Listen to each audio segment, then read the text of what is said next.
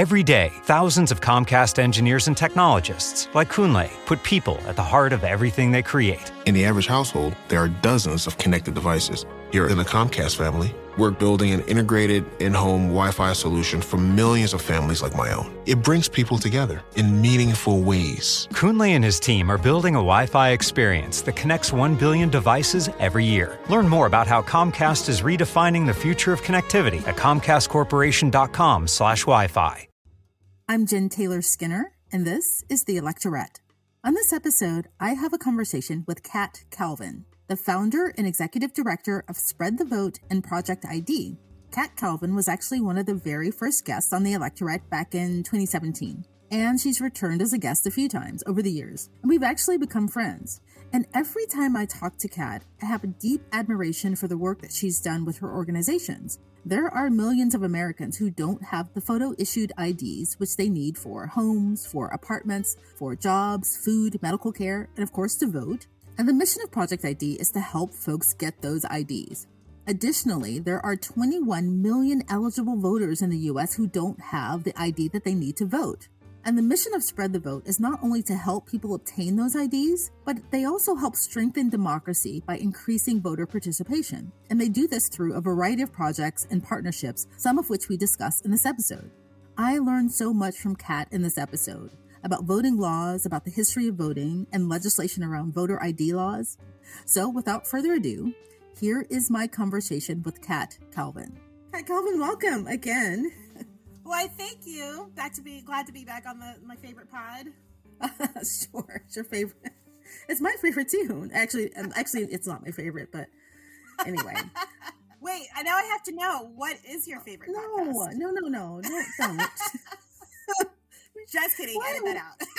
Yeah, you're putting me on the spot like that. I actually don't even know what it is. It's probably some kind of like feel good. I mean, because we were just talking about like the negative news cycle, so it's probably some kind of feel good. You know what I really like right now? Mel Robbins. Have you listened to her podcast? No, I've never looked her up. Yeah, she talks about things like staying focused and, getting out of kind of the mental ruts that we have. I need that. Because we were just talking before, we started recording, we were talking about how the negative news cycle is really distracting when you do work like this. Yeah. It's just distracting. We have all of these mass shootings and I get emotionally caught up, right? Mm-hmm. And like when you're in this kind of work and you're dealing with kind of politics all the time and you're talking about it and you have to do analysis of it, I think it's harder to pull yourself away from thinking about those things. I mean, we should be thinking about them because we want to change them. So how do you stay focused, Kat Calvin, on the work that you have to do?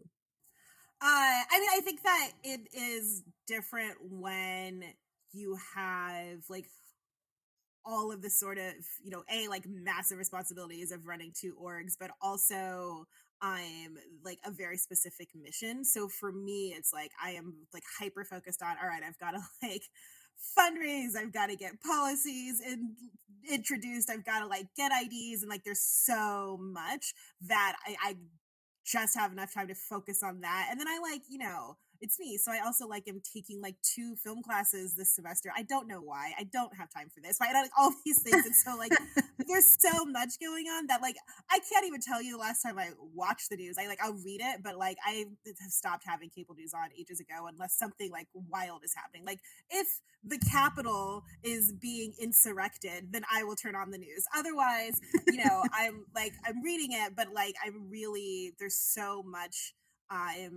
that I'm like so hyper focused on work wise that it allows me to see the things that are happening in the news but just not fully absorb it because there's just no space for it to be absorbed.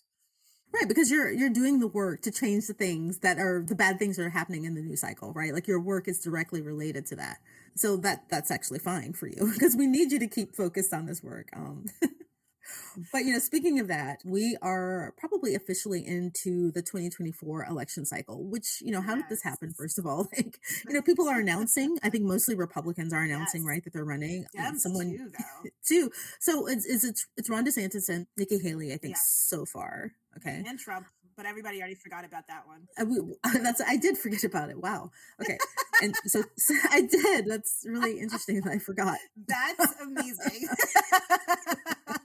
Wow, if I were important enough, that says it all.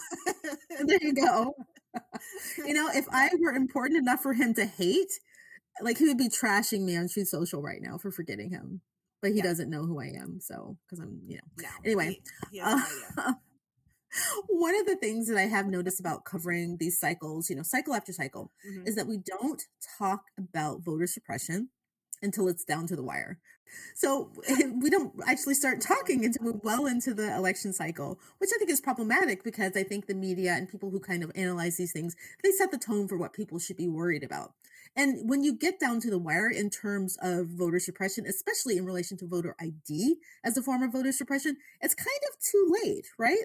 That said, what does the voter ID landscape look like right now in terms of laws, in terms of people having IDs, in comparison to when you started this work? That's a good question. So, when I started Project ID Spread the Vote in 2017, end of 16, early 17, we just had the election. We had 21 states that had voter ID laws, which was up from like four-ish in 2013 when the Supreme Court tore out a bunch of the Voting Rights Act in Shelby County v. Holder, which then let them really proliferate. So from 2013 to 2016, we went from like four-ish to 21. We are now at 36 states, I believe, that have voter ID laws. And so since I started this work, it has gotten significantly worse.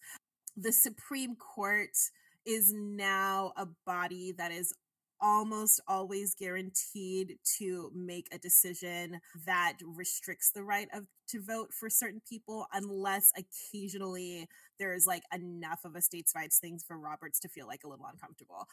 But there far more of the Voting Rights Act has been torn out since 2013.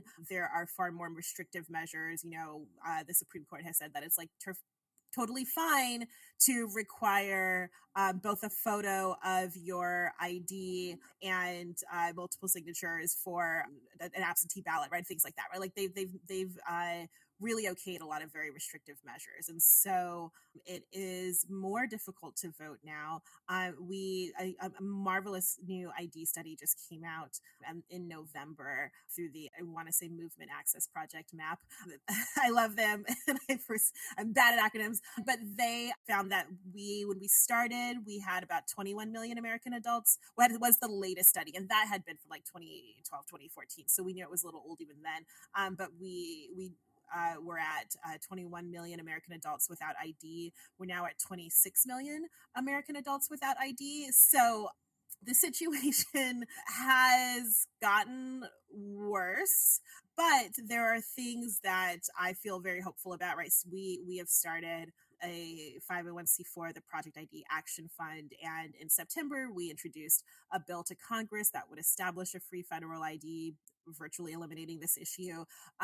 We just introduced a couple of pieces of legislation into the California state legislature that would significantly expand access to IDs. We're working on doing that across the country. There are some other great local organizations working in different states that are working on ID legislation in their states that we're helping to support. And so while the situation is much worse than when we started nationally, we also have a much better handle on how we can solve the problem, and we're working towards that. Right, right. I was actually looking at that same study from MAP. It is Movement Advancement Project. And you're Advancement. right. There we go. Yeah, Movement Advancement Project. I'll put a link to that in the show notes. But I think one of the things I just learned from you was how quickly it accelerated because I was looking at the history of voter ID laws and I didn't realize that the first one was passed in I think 1950. I think it was South Carolina. And Mhm. then, you had for decades, there was nothing passed. And then I think in 1980, there were a couple of laws passed. But starting in 2000 and following Shelby County versus Holder, which I think you said is in 2013, it just really accelerated. So we went from having like a few states, just like a handful of states, literally a handful of states, right, in 1980 and 1990, in the 90s, to, in the 2000s and the aughts and in the mid aughts, just, going from 21, I think now there's like 34 to 36, I think, Yeah. states that have voter ID laws, and they range in their strictness. But that's kind of incredible when you think about it, like how quickly this happened.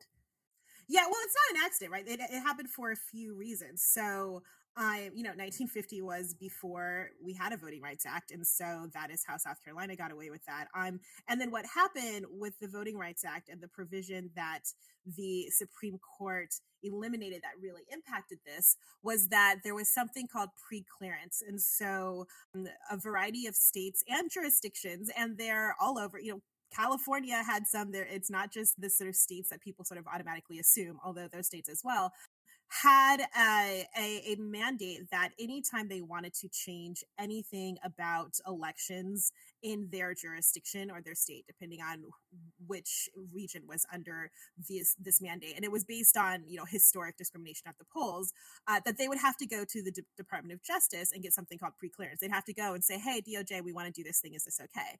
And the DOJ would either look at it and say, "Yeah, that's totally fine. Go for it," or "No, are you insane? That's super racist. Go away. Don't come back." Right. And so that was the rule. And so this was the thing that Shelby County, Alabama was trying to get eliminated. And which the Supreme Court agreed, you know, when John Roberts basically said, "Well, we have a black president and like black people be voting, so racism is over. Yay, well done, America." And this is where everyone who didn't go to law school discovered what a badass RBG was, because this is where she made her very famous dissent, in which she said, "If you have an umbrella up and so you don't feel the rain, the thing to do is not to put down the umbrella, because then you will get soaked." I am seriously paraphrasing. She said it much better.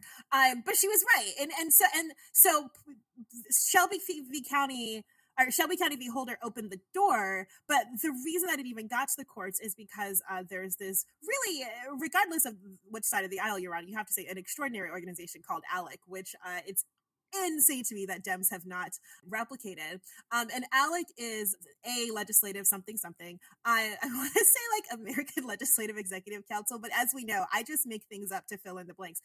But basically what ALEC does, and either Colbert or Jon Stewart did a show on them like a million years ago. That was incredible. That you should look up. But essentially what they do is they write legislation. They're a right-wing organization. They write legislation, sample legislation, that they then send to Republican legislators around the country, who just copy paste, add in their state, hilariously sometimes don't, and then put it, you know, pass it through their state legislatures, and then we have new laws. And this is why you see states replicate laws, and usually you're like, wow, that popped up really fast. Well, it's because of ALEC, and it's because the Republican Party is very, very good at setting an agenda and then following through on it. They're excellent at that. And so what you had was there were some lawsuits in some states that were really testing out voter ID laws before Shelby County v. Holder. And so that by the time it went through the Supreme Court, they were ready. And so literally within hours of that decision coming down, Texas and Alabama started working on passing voter ID laws. And we went very quickly. In 3 years, we went from like 4 states to 21 states having voter ID laws by the time of the 2016 election. And then it was like 36 by the time of the 2020 election, right? And it's because they had the legislation ready, they were prepared, they were organized. As soon as the Supreme Court decision was decided, they were ready to go. And there was no Democratic effort to stop it until it was too late. But because McConnell and the Republicans have also done a really incredible job of taking over the judiciary, it is almost impossible to get voter ID laws struck down by the courts. In Texas, it's been struck down 5 times and they still haven't. Because Texas, A, they'll make tiny changes, and B, Texas has this really incredible thing where their state legislature only meets once every 2 years. And so they always have 2 years for their like really crappy laws to stay in place, because they're like, sorry, we're not meeting until the apocalypse. And so like, and then, you know, wait, they only meet every 2 years? Yeah. No, it's unbelievable. Texas is a country and their state legislators meet every 2 years. Wow. Okay. I'm sorry. Please. Florida's meet for like 5.5 minutes a year. Like, it's unbelievable how some of these state legislatures operate, and people don't realize they're not there, and on purpose, like very much on purpose. And you know, and what happened in Texas is eventually Dems just gave up.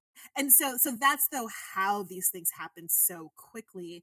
And why we started, you know, when I started this, I was like, we just got to get people IDs, because it was very clear this is not a reversible issue. It is not a thing that's going to change anytime soon.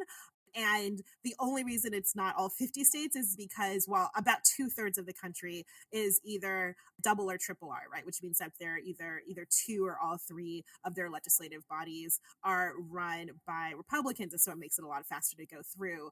Rhode Island is the only triple D state that has voter ID laws, and so the other states are sort of the like few Democratic run states that have not implemented voter ID laws, but pretty much all of the Republican states have. Wow. And I have to say, this conversation has been really instructive. And I'm not saying that like out of surprise, because I know you're incredibly brilliant, but like we've had so many conversations. I thought that, what else do I have to learn from Kat? And I just learned a lot from you, right? And ALEC, it's the American Legislative Exchange Council. I did an episode about them. I Yeah. got all but one word right. I don't know. Yeah. I said executive, but I got the rest right, so I'm pretty proud of myself. 3 out of 4. Very good, very good. Yeah, I did an episode about this a while ago. Not a full episode, but just we talked about this. I don't remember what it was on, but you're right, there is not a Democratic equivalent, because I was asking, how do we see the exact question, or the exact thing you just addressed? Like, how do we see these Republican bills happening state over state? And they're very, very similar, right? There must be some kind of organizing entity, and it's ALEC, right? And I think we see that with abortion bills, anti-abortion bills, and all sorts of things like that.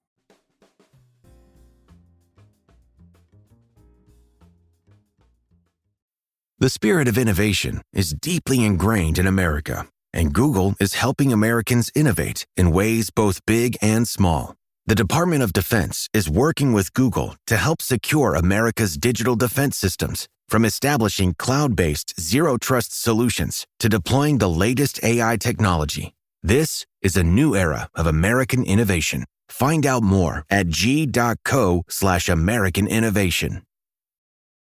This episode is brought to you by LifeLock. It's tax season, and we're all a bit tired of numbers. But here's one you need to hear. $16.5 billion. That's how much the IRS flagged for possible identity fraud last year. Now here's a good number. 100 million. That's how many data points LifeLock monitors every second. If your identity is stolen, they'll fix it. Guaranteed. Save up to 40% your first year at LifeLock.com/podcast. Terms apply. So how does the ID disparity break down demographically? Because we know that it's a problem that's worse amongst marginalized groups. I think 20% or over 20% of Black adults don't have the ID necessary to vote, and 23% of, I think, Latino community don't have ID. So how does race link to this? So I'm going to encourage everybody to look at the map study in the show notes for exact breakdowns, because they have really excellent breakdowns of demographics. What I will say is it's a socioeconomic status problem, like everything else in this country, right? If you do not have an ID, you cannot get a job, which means you cannot get a housing or medical care or etc. And this is why we focus very heavily on just getting people IDs through most of the year. And then during elections, we will help folks vote. But like, people need jobs and a place to sleep. And so what happens is that because of 200 years of institutionalized racism in this country, socioeconomic status and class and race are all very much combined. And so you have a large percentage of the most vulnerable people in the country, and if you do not have an ID, you are that population, who are yes, absolutely disproportionately people of color, especially Black, Latine, and also people forget Pacific Islanders, but Pacific Islanders and Indigenous Americans really tend to have the worst statistics sort of in all breakdowns, but because there's such a small number, we ignore them, and we really, really should not.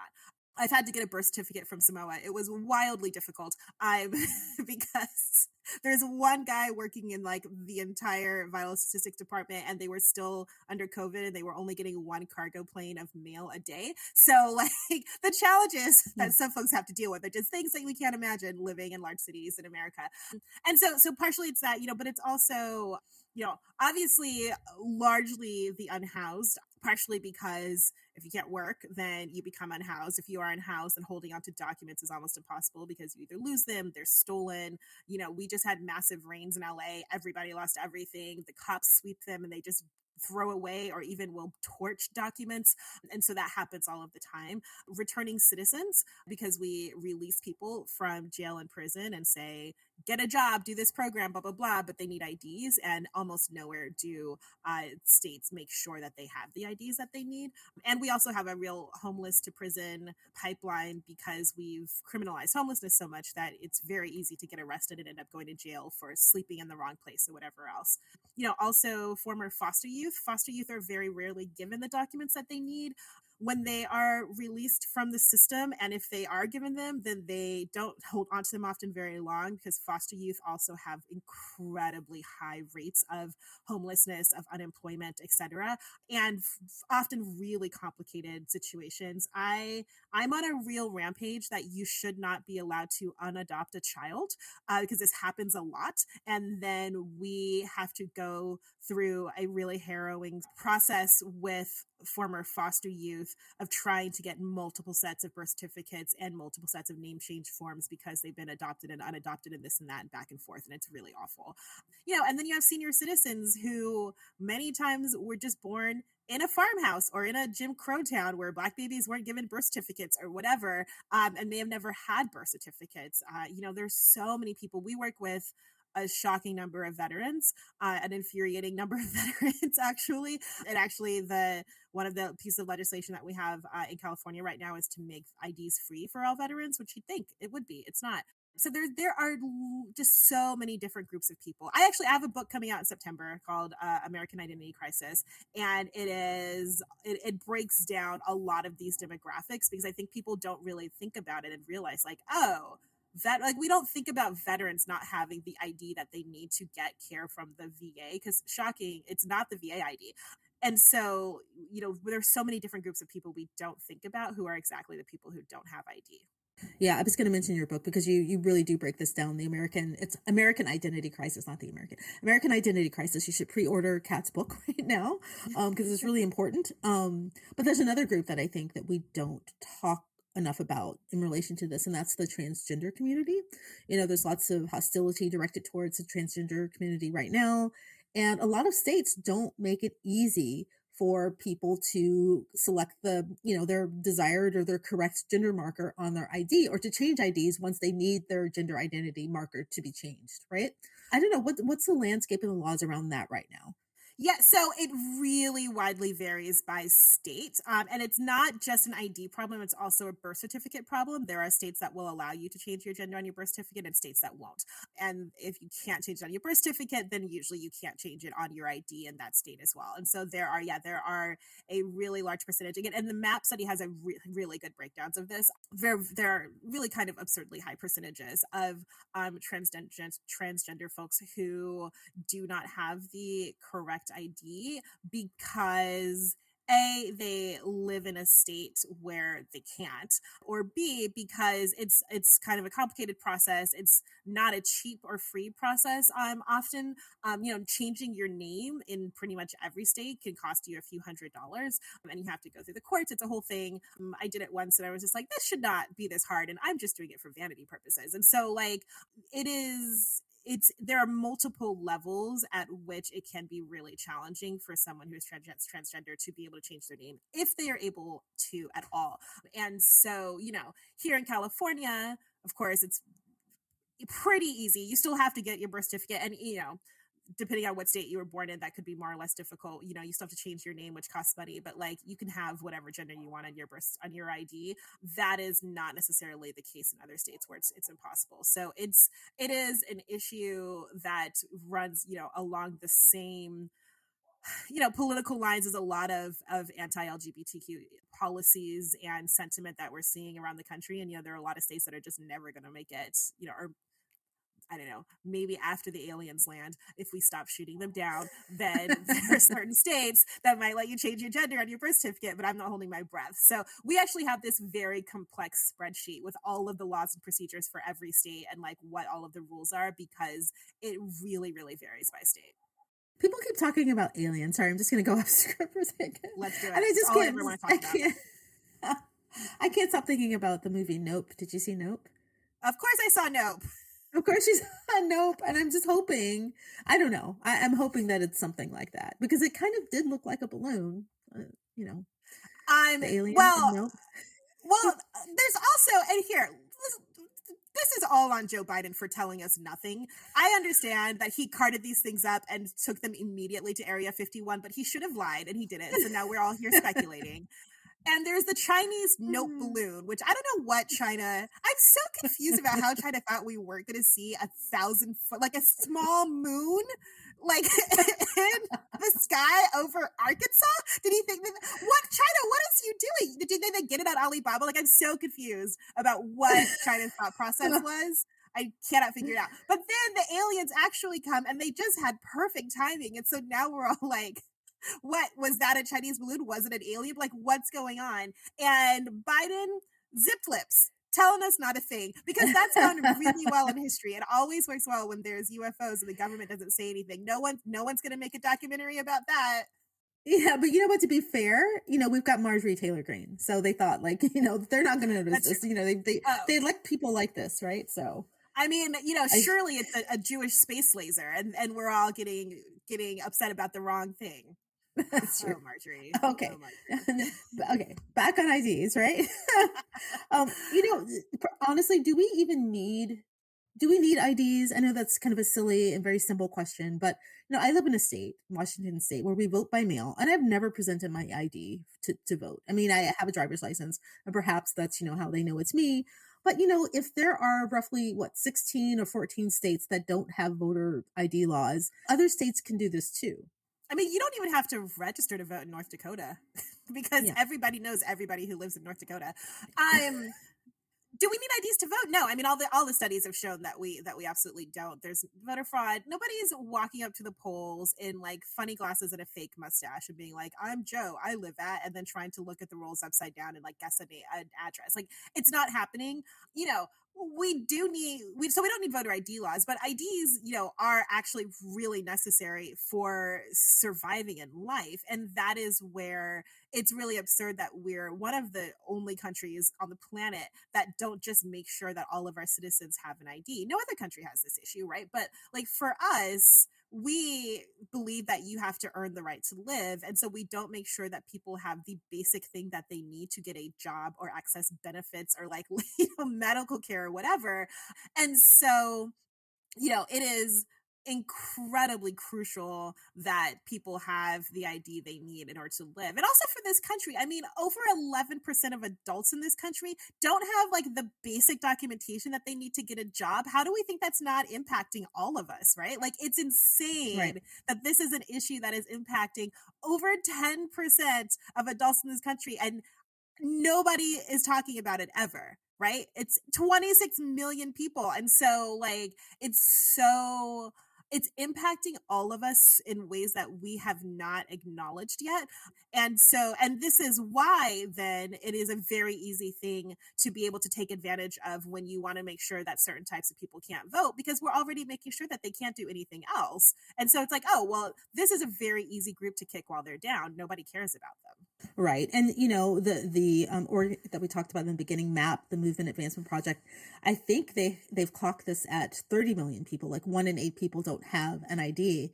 And if you listen to some of the older episodes I've done with Kat, it's much bigger. We're talking about this in the context of voter ID and voter ID laws, but it's much, much bigger than that, right? Like, and I wouldn't have to go through them now, but you can't get an apartment, can't get a place to live, you can't get a job, you can't get benefits. It's much, much bigger. It's just living, right? It's who you are in this country.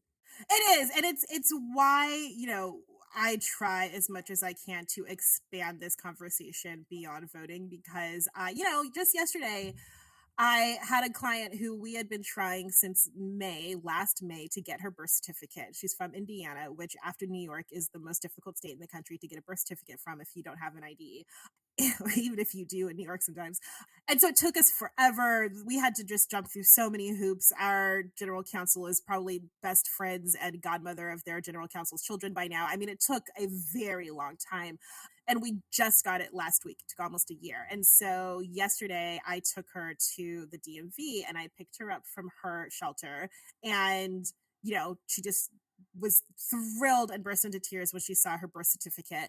And then we went and we got her ID, and now she can get an apartment. She has a case manager who I'm practically best friends with at this point, and they have wanted and needed to place her into housing, but they haven't been able to do that because we couldn't get her birth certificate, couldn't get her ID. So she's been in a shelter for almost a year longer than she needed to be, which is, first of all, not a place anyone wants to be, also not particularly safe for single women. And all because of this document, right? And like now she's like, oh my God, I can like she can get an apartment in the next few weeks. And so that's really, when we're talking about IDs, that's what we're talking about, is people who need a place to live and a job. And I had a single mother of 3 in another shelter who I just ordered her birth certificate for, and she wants housing for her children, and she can't get that without an ID. So she's got 3 small children living in a not particularly safe shelter on Skid Row, right? And like that's what this is really about. You could also sort of expand more largely to the fact that when you reduce recidivism, when you reduce homelessness, when you increase employment, then you increase revenue for the state and for jurisdictions, you lower crime, like all these other things, right? Like it goes beyond and it impacts us, as people who are housed people with IDs and employment.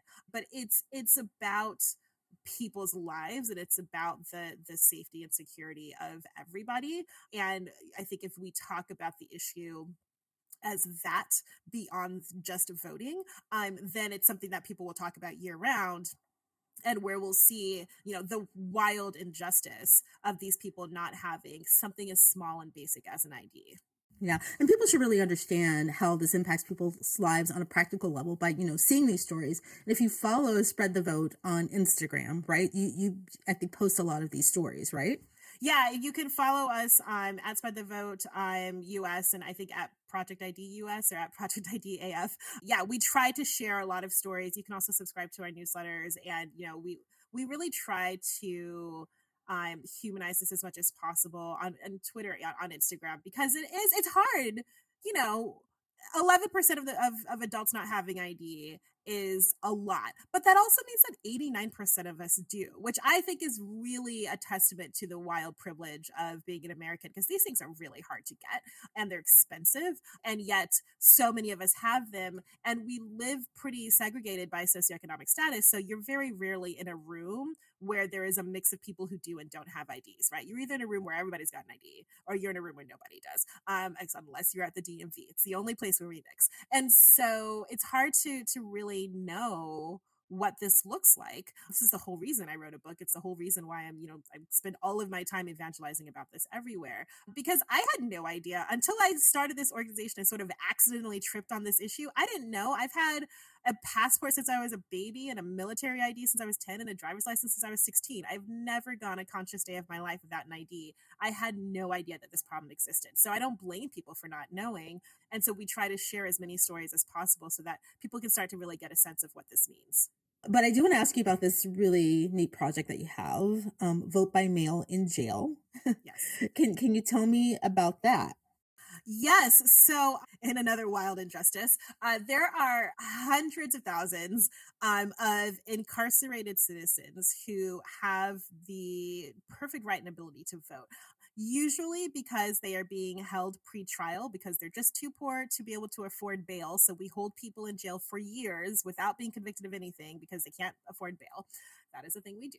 Or because they've been convicted of misdemeanors, and so they still have the right to vote. But outside of Maine and Vermont, there are not really a lot of places that are working to make sure that those folks actually can vote. So in 2020, we started Vote by Mail in Jail, which is a program in which we, every election cycle, work with jails and prisons around the country to help incarcerated folks vote. We make election guides for all of our areas, but we make special election guides for folks who are incarcerated with specific information that's important for them. We train, whoever we have sort of liaisons in the jail, whether it's a chaplain, whether it's an employee, whether whoever it is, we train them in how to help incarcerated citizens register to vote, fill out their ballots, do all the things. We provide all the materials.